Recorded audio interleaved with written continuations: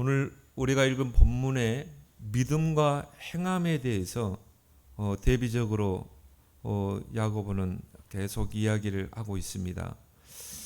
이 동전의 양면이란 말이 있죠. 그 말은 동전의 양면이 서로 반대되는 것처럼 보이지만은 본질적으로는 똑같은 동전이라는 그 의미죠. 신앙이라는 동전에도 서로 반대되는 그런 양면이 있습니다. 바로 믿음과 행함이죠. 그러나 이게 서로 반대되는 것 같지만 본질적으로는 같아요. 야고보서의 요지가 바로 그건 것입니다. 그래서 우리가 구원적으로 볼 때는 믿음으로 당연히 구원을 받죠. 행위로 구원받는 게 아닙니다. 그러나 그 믿음에 따른 우리가 신앙의 삶은 행함이 따라야 된다는 것입니다. 행함이 없는 믿음은 어떻게 보면은 이 가시적이라고 볼 수 있는 것이죠. 그래서 이 신앙의 본질에서 믿음과 행함은 따로 분리시켜서 놓을 수가 없는 부분인 것입니다. 믿음 없는 행함은 외식적인 신앙이 될 수 있어요. 겉만 화려하고 그런 외식적인 신앙. 또 반대로 행함 없는 믿음은 가식적인 그런 신앙이 될 수가 있습니다. 유대인들은 오랫동안 율법을 통해 의롭게 되고 또 구원 얻는다는 생각을 하고 있었어요. 거기에 대한 엄청난 자부심을 가지고 있었습니다. 그들은 선민이요 또 하나님의 백성인 그 표징으로 하나님이 법을 주셨는데 그 하나님의 법, 율법을 주셨다는 것이죠. 계명과 함께 율법을 줬기에 그 계명과 율법을 지켜 행해야 된다. 그런 이 자부심을 가지고 있었습니다. 그런데 중요한 것은 복음이 빠져버린 것입니다. 그 그리스도를 믿는 그 복음이 빠져버린 것입니다. 그 복음이 빠져버리는 그 행위는 결국은 이 복음을 대적하는 결과를 가져오게 된 것이죠. 왜요? 복음을 빼버리고 율법을 지킴으로, 율법 행위를 지킴으로 이 구원을 얻을 수 있고 의롭게 된다는 그런 생각을 가지고 있었기 때문이죠.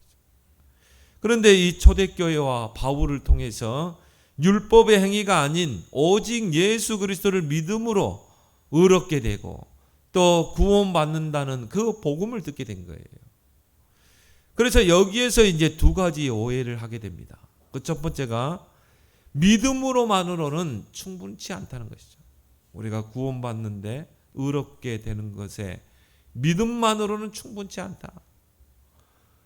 믿음과 함께 율법의 행위가 따라야 한다는 것이죠. 이게 여러분 각인이 그만큼 무서운 것입니다. 여러분이 복음을 받았다면 여러분의 모든 각인은 다 바꿔야 될 줄 믿습니다. 우리는 오직 복음이 돼야 돼요. 그런데 오랫동안 이 율법이 각인 뿔이 체질되다 보니까 이 복음이 왔음에도 불구하고 그래서 우리가 히브리서에서 이 복음과 또 율법을 이게 두 가지로 표현했잖아요. 그림자와 실체. 실체가 오면 그림자는 사라지게 되어 있는 것입니다. 그런데 그들은 끝까지 율법을 고수한 것이죠. 우리가 구원받는데 예수 그리스도를 믿음으로만 구원받는 게 아니라 율법도 행해야 된다. 그것이 바로 유대인들이 가졌던 그런 첫 번째 오해인 것이죠. 그래서 그걸 율법주의 그리스도인 또 유대주의 그리스도인이라 이렇게 말하죠. 솔직히 바울을 제일 괴롭혔던 그 자들이 바로 그리스도인들이었거든요. 기독교인이거든요. 이런 율법주의 기독교인들. 예수 그리스도를 믿음으로만 구원받는 게 아니라 율법을 행해야 된다는 것입니다. 할례도 행하고 율법을 행함으로 우리가 구원받는다는 거죠. 그러니까 바울은 줄기차게 오직 예수 그리스도의 이름으로만 우리가 예수 그리스도를 믿음으로 말미암아 의롭게 되고 예수 그리스도를 믿음으로 말미암아 우리는 구원받는다는 것이죠. 그래서 바울이 로마서와 갈라디아서에서 강하게 강조한 것이 바로 이신칭이죠. 오직 의인은 믿음으로 말미암아 산다. 그리고 예수 그리스도를 믿음으로 하나님이 우리를 의롭다 칭해 준다는 것이죠. 행위가 아니라. 이신칭의 그 신앙을 로마서 갈라디아서 줄기차게 바울이 강조했어요. 그러면서 심지어 이런 말까지 했습니다. 율법의 행위로 구원받으려 하는 자는 저주 아래 있는 자니라. 그렇죠. 예수 그리스도를 믿는 그 믿음은 희미하고 율법을 막 강조하고 지키려고 한다는 것은 결국 저주 아래 있는 것이죠. 여러분, 구원받고도요, 불신자 상태 그대로 사는 사람 많습니다. 신자 중에 구원은 받았는데 이미 우리는 창세기 3장과 불신자 6가지 운명에서 벗어났잖아요. 그런데 구원받았는데 불신자 상태 그 상태에 와 있다니까요.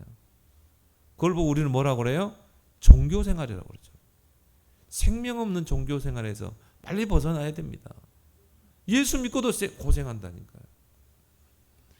우리는 오직 그리스도, 오직 복음이 돼야 된다는 거죠.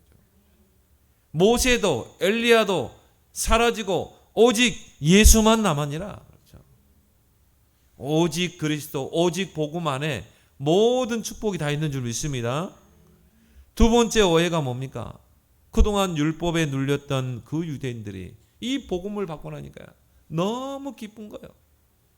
그래서 그 복음을 받고 자유를 얻었다는 그 기쁨 속에서 내 마음대로 살아도 된다는 자유방임주의로 빠지게 되는 것입니다. 그래서 교회에서 여러 가지 문제를 일으키게 됐어요. 초대교회도 보니까 이런 술 문제, 음행 문제, 교회 안에서 이런 음행 문제가 생기고, 그리고 우상의 제물을 먹어도 되냐 먹지 않아도 되냐, 뭐 이런 논쟁들. 아유 뭐 어때, 우리가 구원받았는데. 그래가지고 막 우상의 돌부처 앞에 갖다 바친 제물을 막 먹는 거야. 물론 혼자 있을 때 먹어도 상관없어요. 뭐 그 돌부처 앞에 제사 지내는 그 음식을 먹는다고 우리가 뭐 배탈이 나고 그런 건 하나도 없습니다. 근데 중요한 거는 새 가족이 있는데 새신자 앞에서 그러면 어떻게 돼요?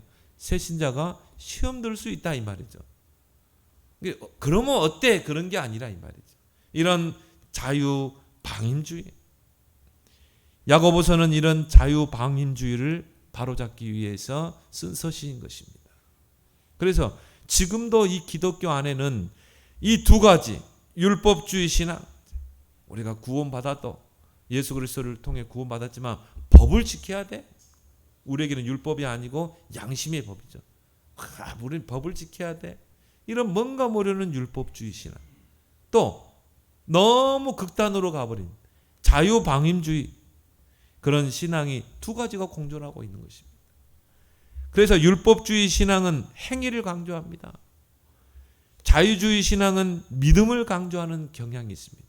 그래서 우리 한국의 대표적인 두 교단이라고 하면 감리교와 장로교죠. 감리교는 뭡니까?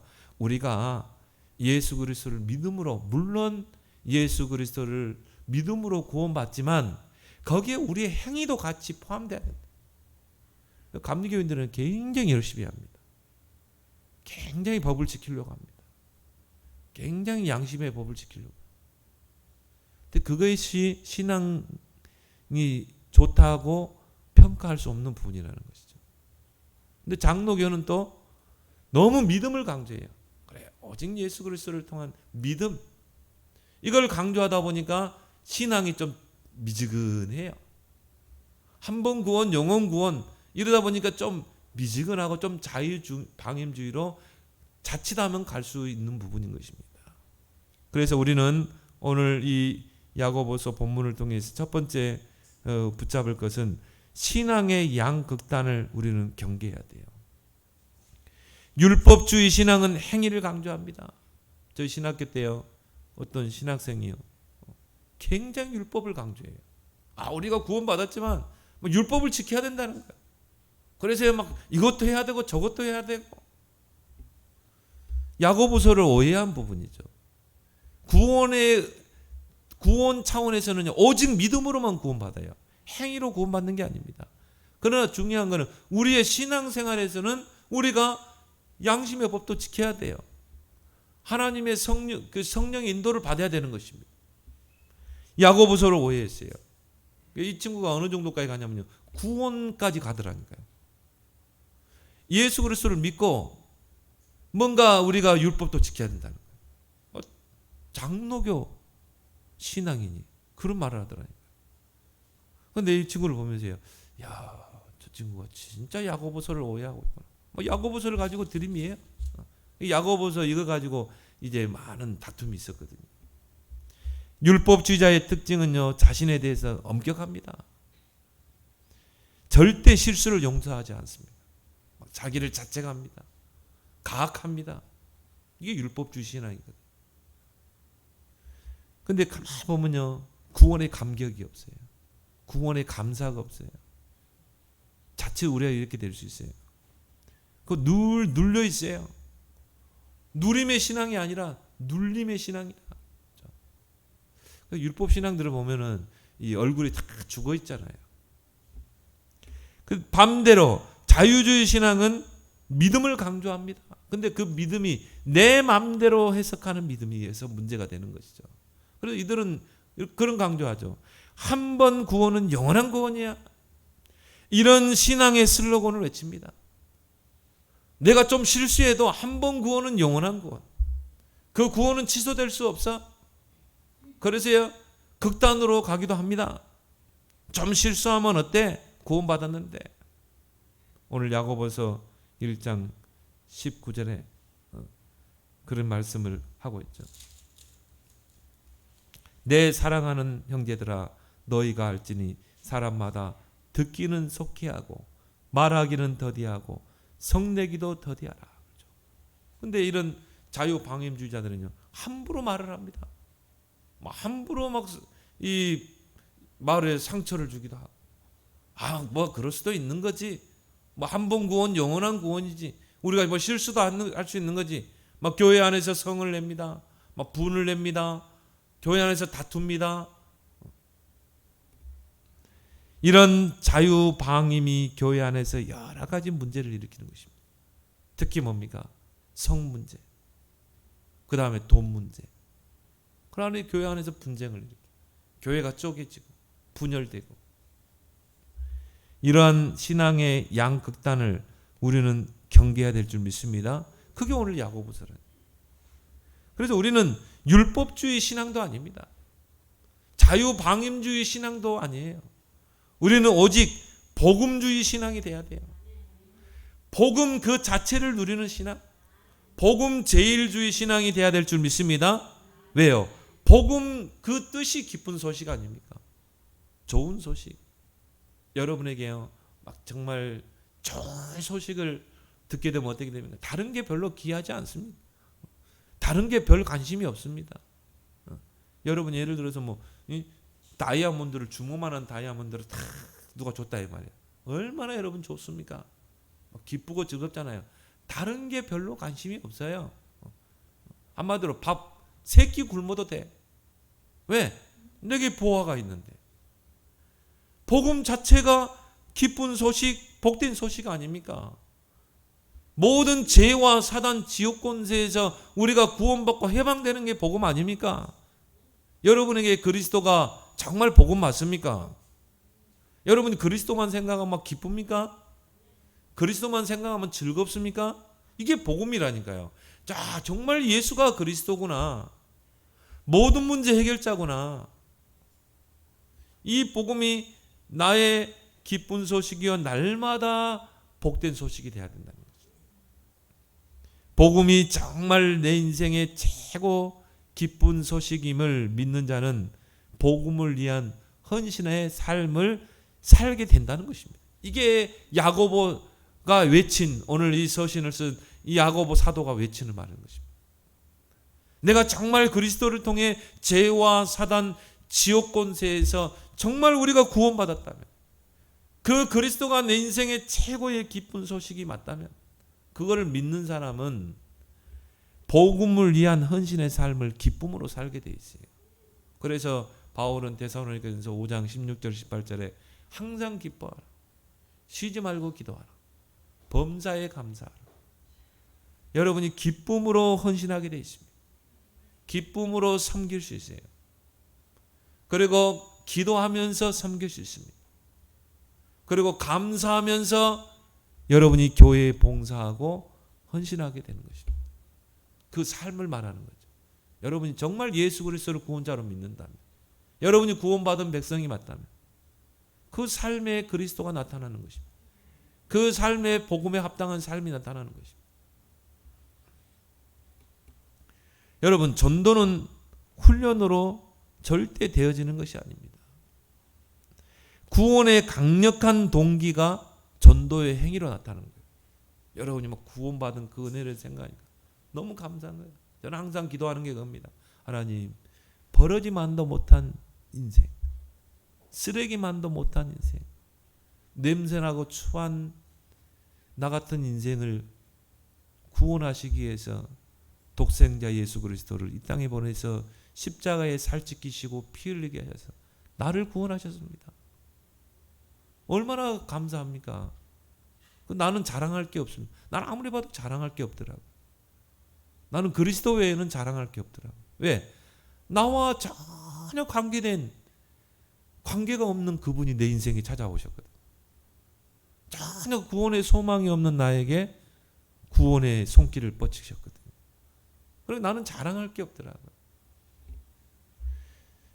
이 구원의 강력한 동기가 전도의 행위로 나타나는 것입니다. 여러분이 부모님께 효도하는 것도 마찬가지죠. 여러분, 효도를 가르쳐서 하는 것입니까? 효도라는 것은 가르치지 않아도 정말 부모의 은혜를 아는 사람은요, 효도하게 돼 있는 것입니다. 그저께 우리 주혁이 중학교 친구들이요, 북한강에 놀러 간다는데 내가 그러면 차로 서비스 할게. 거기까지 데려다 주면서 한 명씩 물어봤어요. 너희들의 꿈과 비전이 뭐냐? 자기는 뭐 체육 교사가 되겠다. 자기는 뭐 사업가가 되겠다. 뭐 나름대로 쫙 이야기하더라고. 근데 한 친구가 내 마음에 쏙 들었어요. 아버님, 저거 이제 목사님이라고 안 하고 아버님, 저의 꿈과 비전은 부모님께 효도하는 거.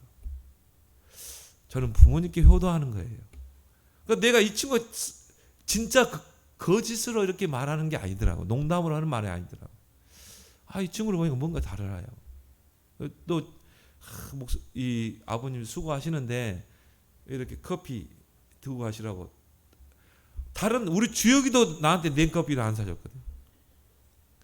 냉커피를 탁 사세요. 또 병으로 든 커피 하나 따 해서 피곤할 때, 운전할 때 힘드시니까 이거 드시라는 거예요. 그러면서 자기의 꿈과 비전은 부모님께 효도하는 거예요. 내가 그 친구 보면서 저 친구 참 마음에 든다. 마음에 쏙 드는 거 있죠. 여러분, 효도라는 것을 여러분이 뭐 가르쳐서 하는 것입니까? 아니죠. 부모의 그 은혜를 입은 자들은 효도하게 돼 있는 것입니다.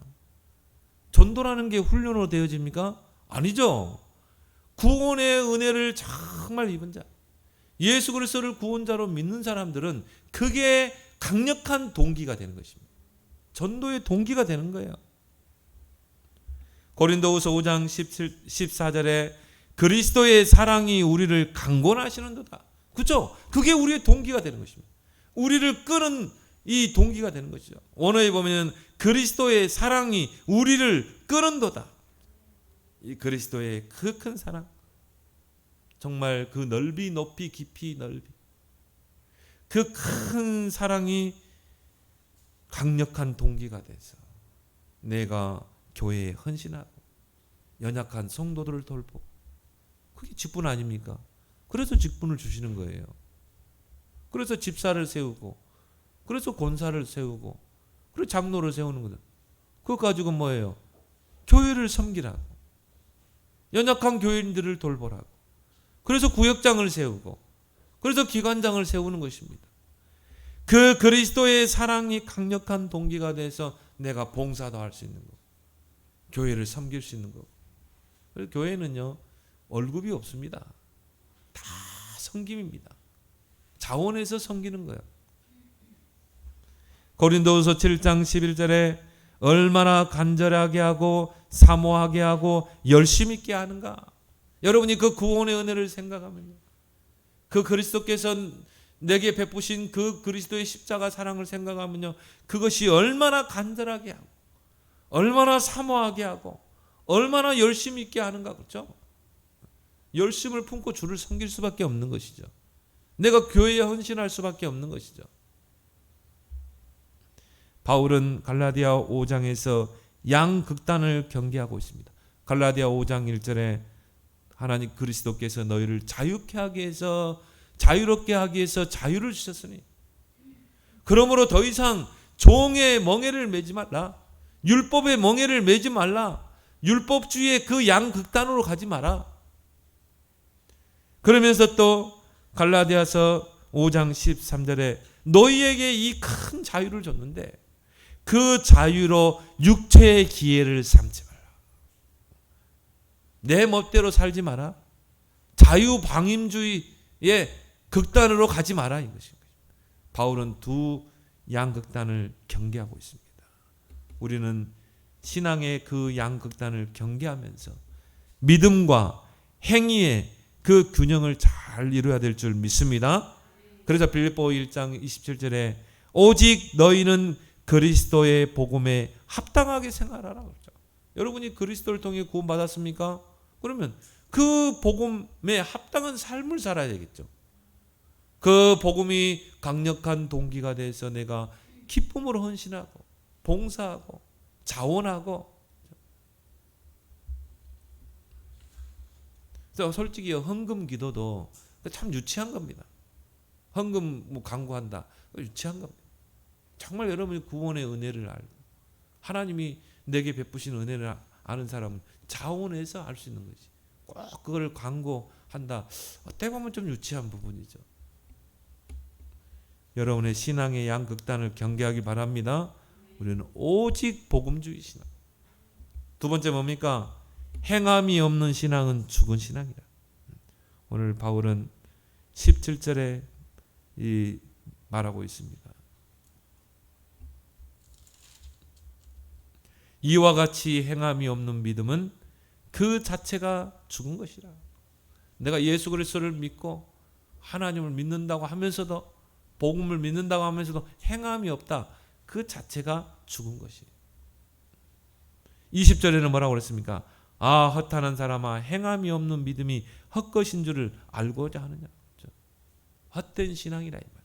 무늬만 그냥 있는 외식적이고 가식적인 신앙이라. 26절에는 또 이런 말씀을 했죠. 영혼 없는 몸이 죽은 것 같이 행함이 없는 믿음은 죽은 것이니라.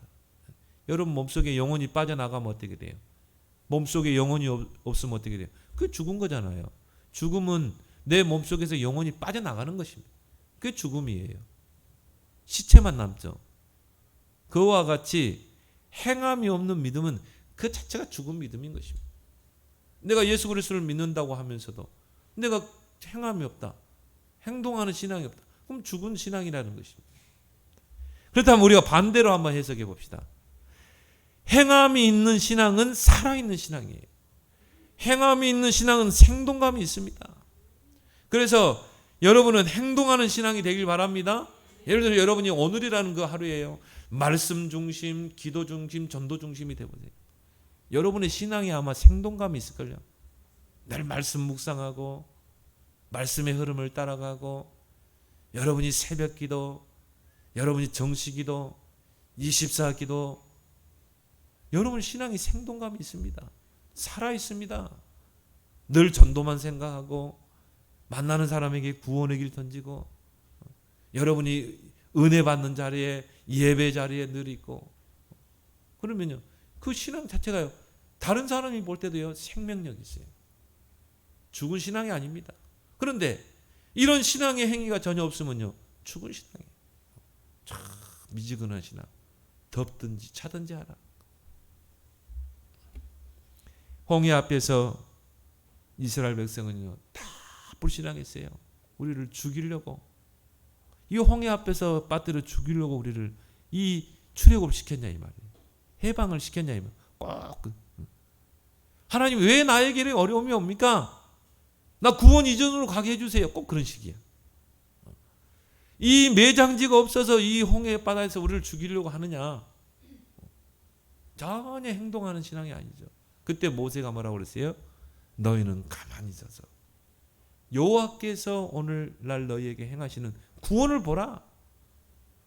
그 홍해 앞에서 어떻게 했어요? 기도했습니다. 행동하는 신앙입니다. 문제 앞에서 기도하는 신앙. 그리고 지팡이를 내밉니다. 그 지팡이를 홍해를 가르치자 어떻게 했어요? 홍해가 갈라지는 기적이 일어났다니까요. 행동하는 신앙이에요. 믿습니다만 아니라 행동해야 돼요. 이스라엘 백성이 광야길 가는데 요단이 가로막고 있어요. 여리고가 가로막고 있습니다. 하나님 뭐라고 그래요? 언약궤를 앞서워 따라가라. 그 언약궤를 맨 제사장이 요단을 밟지 않으면 절대 갈라지지 않습니다. 그런데 언약궤를 맨 제사장이 그 요단을 밟을 때요, 요단이 갈라졌잖아요. 행동하는 신앙입니다. 여리고를 돌아라.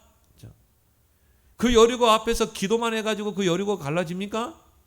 여러분 앞에 여리고와 같은 문제가 있는데 믿습니다, 기도만 한다고 그게 갈라지냐 이 말이에요.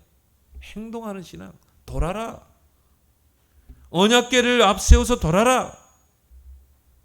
행동하지 않으면 아무리 기도해도 안 갈라져요. 안 무너지게 돼 있는 것입니다. 그래서 마태복음 7장 7절 8절에 구하라, 찾으라, 두드리라고 그랬어요.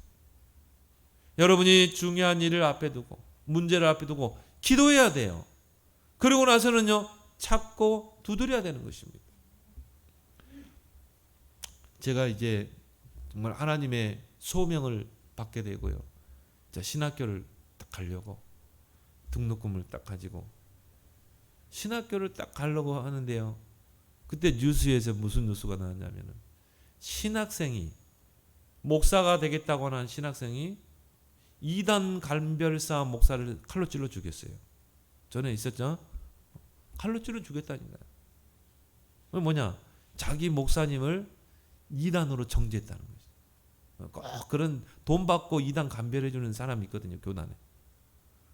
그래가지고는 이 친구가 그 분을 참지 못하고 그 이단 간별사 목사를 칼로 찔러 죽였다니까요.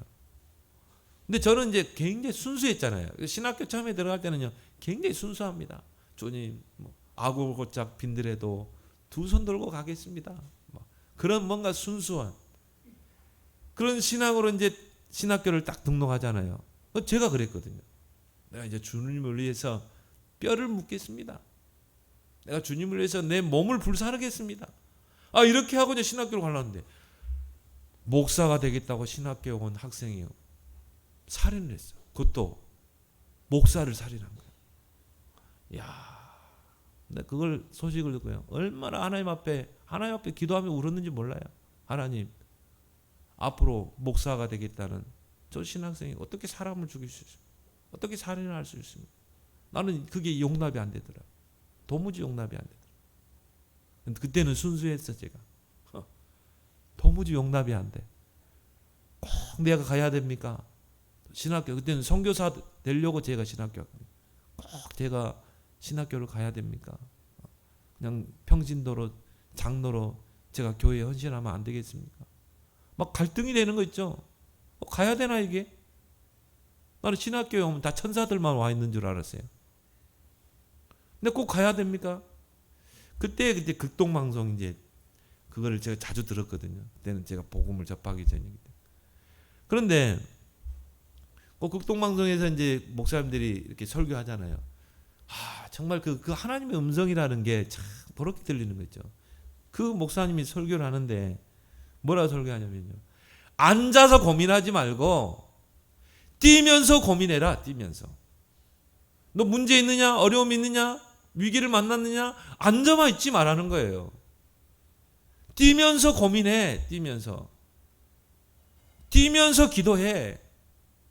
그럼 이분이 막 행동하는 신앙을 막 저에게 이야기했는데, 여기에 내게 막 이 가슴을 치는 거 있죠. 그래, 그럼 내가 이제 이 위기 속에 있는 한국교회를 살려야 되지 않겠냐. 그래서 내가 하나님 가겠습니다. 저는 신학교 가겠습니다. 그래서 저는 전도 목사 되겠습니다. 왜? 신학교 오기 전에 제가 전도했거든. 그래서 제가 그때부터 행동하는 신앙, 행함이 없는 신앙은 죽은 거다. 주여 믿습니다 하면서도 기도하지 않고, 주여 믿습니다 하면서도 전도하지 않고 행동하지 않는 신앙은 죽은 신앙이다. 저는 그걸 철칙으로 받아들였어요. 제 신앙의 신조입니다. 정말 주님을 사랑하는 사람은요, 기도하게 돼 있어요. 정말 주님의 그 구원의 은혜를 체험한 사람은 전도하게 돼 있는 것입니다. 22절에 말씀하고 있습니다. 믿음이 행함과 함께 일하고 행함으로 믿음이 온전하게 되었느니라. 그렇죠? 두 가지는 분리될 수 있는 게 아니라는 거죠. 믿음이 있는 자는 문제를 만나면 기도하게 되는 것입니다. 또한 그 기도함을 통해서 믿음이 온전케 된다는 것입니다. 따라서 믿음은 행함과 함께 일하며 행함은 믿음의 구체적인 실현인 것입니다. 그러면서 오늘 야고보 사도는 이 두 사람을 소개하고 있습니다. 아브라함과 라합이죠. 오늘 23절에 보니까 그 아브라함이 그 아들 이삭을 모리아산에 번제로 드리잖아요. 근데 믿음으로 의로 여김을 받았다. 이렇게 말씀하고 있죠. 23절에 이에 성경이 이른바 아브라함이 하나님을 믿으니 이것을 의로 여기셨다 말씀하셨고, 믿음으로 의롭게 칭함을 받게 됐다는 것이죠. 근데 중요한 것은 뭡니까? 행함으로도 의롭다함을 아브라함이 받게 된 것입니다. 오늘 21절에 행함으로도 의롭다 인정을 받았다. 우리 조상 아브라함이 그 아들 이삭을 제단에 바칠 때 행함으로 의롭다 하심을 받은 것입니다. 하나님께서 백세에 낳은 그 이삭을 내가 네게 지시할 그 산에 가서 번제로 드리라는 것입니다. 그러면 아들 죽이라는 거예요. 죽여서 하나님께 드리라는 것입니다. 아브라함이 처음에 하나님 만날 때 약속했다는 자녀 아닙니까? 백세에 낳은 아들 아닙니까? 아브라함은 기도했겠죠. 하나님 이 아들을 통해 천하 만민이 복을 얻게 할 줄 믿습니다 했겠죠. 기도 많이 했겠죠. 근데 그 아들을 번제로 드려. 하나님 나는 못 드립니다. 이렇게 할 수 없는 것입니다. 그래서 뭡니까? 행동하는 신앙. 그 아들을요 아침 일찍 데리고 왔어요. 모리아산으로. 그리고 종들은 산 중턱에 두고 내가 하나님께 제사 드리고 아들과 함께 다시 돌아오겠다고 그랬어요. 하나님은 아들을 바치라고 그랬는데 그 말은 뭡니까? 아브라함은 믿었다는 거죠. 하나님이 아들을 이삭을 살려줄 걸. 왜? 이미 그리스도의 복음의 신앙, 십자가 부활의 신앙이 있었기 때문에. 그리고 하나님을 믿는 믿음이 있었기 때문에. 믿음과 행함이죠. 그리고 라합을 이야기하고 있습니다. 오늘 25절에 보면은 또 이와 같이 기생 라합이 사자들을 접대하여 다른 길로 나가게 할 때 행함으로 의롭다 하심을 받은 것이야. 이 라합은 하나님을 아는 자였어요. 정탐꾼을 숨겼습니다. 그리고 뭡니까? 그 정탐꾼을 찾으러 오는 군인들에게 거짓말을 했죠. 저 멀리 갔다. 그래서 그 라합이 구원을 받게 된 것입니다. 야고보는 오늘 본문에서 두 가지 결론을 내고 있습니다. 오늘 14절에 행함이 없으면 신앙에 유익이 없느니라. 몸이 건조하고요. 늘 미지근하고. 근데 여러분이 행동하는 신앙, 그것이 여러분의 믿음을 세우게 돼 있어요. 또 여러분이 정말 하나님을 믿는, 그리스도를 믿는 믿음이 있으면 반드시 행하게 돼 있습니다. 그리고 두 번째는 야고보서 1장 22절에 너희는 말씀을 행하는 자가 되고 듣기만 하여 자신을 속이는 자가 되지 말라. 말씀을 받았으면 어떻게 합니까? 실천해야 되는 것입니다. 행동해야 되는 것입니다. 세 번째로 실천하는 신앙이 되자. 야고보서 1장 25절에 이 야고보 사도를 말하고 있습니다. 자유하게 하는 온전한 율법을 들여다보고 있는 자는 듣고 잊어버리는 자가 아니요 실천하는 자네. 정말 여러분이 복음 받고 강단의 말씀을 받았으면 실천해야 돼요. 그 사람은 그 행하는 일에 복을 받으리라. 행할 때 복을 받으리라. 어떻게 우리가 실천하는 신앙이 될 수 있을까? 첫 번째로 하나님의 말씀을 마음에 심어야 돼요. 오늘 야고보서 1장 21절에 그러므로 모든 더러운 것과 넘치는 악을 내버리고 너희 영혼을 능히 구원할 바 마음에 심어진 말씀을 온유함으로 받았죠. 여러분이 실천하는 신앙이 되려면요, 하나님의 말씀을 마음에 심어야 됩니다. 특히 강단의 말씀을 마음에 심어야 돼요. 이 말씀을 마음에 심으면 그게 뿌리 내리게 돼 있어요. 말씀에는 생명이 있기 때문에. 그리고 그게 땅을 뚫고 새싹이 됩니다. 그리고 신앙이 성장하게 됩니다. 열매 맺게 됩니다. 근데 대부분 보면요, 길가밭이 돼 있어요. 심지를 않아요. 말씀을 심어야 되는 것입니다. 그리고 하나님의 말씀을 온유함으로 받아야 됩니다. 오늘 1장 21절 하반절에 온유함으로 받아라. 온유라는 말은 뭡니까? 길들여진 자란 말이죠. 말씀에 길들여진 자. 여러분이 강단의 말씀을요, 온유함으로 받길 바랍니다. 그 말은 뭐예요? 아멘으로 받아야 됩니다. 그렇게 될 줄 믿습니다. 그리고 받은 말씀을 받았으면 어떻게 해야 됩니까? 실천하는 자가 돼야 돼요. 그래서 22절에 보니까요, 너희는 말씀을 행하는 자가 되고 듣기만 하여 자신을 속이는 자가 되지 말라고 그랬어요. 말씀을 듣고 끝내는 사람은요, 자신을 속이는 자입니다. 그래서 내 기준에 따라서 판단하자. 저 말씀은 나에게 상관없는 말씀, 이 말씀은 내가 붙잡은 말씀. 내가 말씀을 판단해. 내가 그 말씀을 재단을 해. 그래서 달면 먹고 쓰면 뱉는 자들 많습니다. 여기 요한계시록 10장 9절 10절에 두루마리 성경을 먹으라고 그랬죠. 하나님이 요한에게 이 성경 말씀을 먹으라. 근데 어떠세요? 그 두루마리 성경을 먹으니까 입에서는 꿀같이 다나 먹은 후에 배에서는 쓰더라. 이걸 소화시키려고 하니까 써. 여러분이 강단의 말씀 들을 때는요, 은혜 받고 달콤한데 이것을 나의 신앙과 삶에 소화시키려고 하니까 이게 쓴 거야. 안 되는 거야. 그래서 꼭 이런 신앙은요, 강단에서 말씀은 그렇게 했어도 나는 안 돼. 내 기준으로 하나님 말씀을 재단하고 칼질을 하는 것입니다. 이런 오류를 우리는 버려야 될 줄 믿습니다. 실천하는 것으로 인해서 여호와께서 복을 주신다고 해요. 말씀을 하나님의 말씀으로 받고 내 마음에 심으라. 그리고 실천하라. 삼킬 것, 버릴 것 이렇게 재단하지 말고.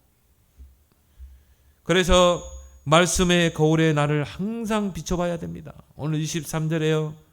누구든지 말씀을 듣고 행하지 아니하면 그는 거울로 자기 생긴 얼굴을 보는 것 같아서. 여러분이 왜 거울을 봅니까? 내 얼굴에 뭐가 묻었는가? 그걸 확인해서 거울을 보는 거 아닙니까? 여러분이 왜 말씀을 들여다봐야 됩니까? 그게 거울이 돼야 돼요. 나 자신을 비춰보는 거울이 돼야 됩니다. 나는 이 말씀대로 살고 있는가? 나는 이 말씀대로 순종하며 살고 있는가? 그 말씀이 나를 비춰보는 거울이 돼야 되는 것입니다. 만약 얼굴에 얼룩이 묻었으면 어떻게 해야 돼요? 물로 씻어야 되겠죠. 그 얼룩을 제거해야 되겠죠. 그대로 얼룩된 상태로 두면 어떻게 돼요? 다른 사람들이요, 손가락질합니다. 비웃습니다. 말씀이 나를 비춰보는 거울이 돼야 되는 것입니다. 그래서 이 말씀을 받을 때 아멘으로 받고 그 말씀을 내 신앙과 삶에 적용해야 돼요. 실천해야 돼요. 하나님이 내게 주신 말씀인 것입니다. 그래서 25절 하반절에 보니까 그 행하는 일에 복을 받으리라. 어떤 자입니까? 하나님 말씀을 아멘으로 받고 내 마음에 심고 그리고 그 말씀을 실천하는 자는 그 행하는 일에 복을 받게 될 줄 믿습니다. 그게 바로 옥토 비유 아닙니까? 여러분 마음이 옥토가 되면 어떻게 돼요? 그 말씀이 씨가 옥토에 떨어지면 기본이 몇 배입니까? 100배. 그걸 보고 말씀 성취라고 그래요. 그래서 여러분이 말씀 따로 삶 따로가 아니라 그 말씀을 받았으면 그 말씀을 내 삶에 적용하고 실천해서 옥토의 신앙, 100배로 결실맺는 그런 신앙이 되기를 예수 그리스도로 축원합니다. 하나님 아버지 은혜를 감사합니다. 오늘 야고보서를 통하여서 신앙의 양극단을 경계하며 우리는 오직 복음 안에서 성령 인도받는 신앙이 되게 하시고 또 행함이 없는 신앙은 죽은 신앙이라고 하였사오니 하나님 행동하는 신앙, 생동감 있는 신앙이 되게 하시고 실천하는 신앙을 통해서 이제 그 실천하는 행위로 복을 받으리라. 이 땅에서 100배로 결실맺는 하나님 말씀이 100배로 성취되는 그런 말씀 성취를 체험하는 증인들이 다 되게 해 주옵소서. 예수님의 이름으로 기도드리옵나이다. 아멘.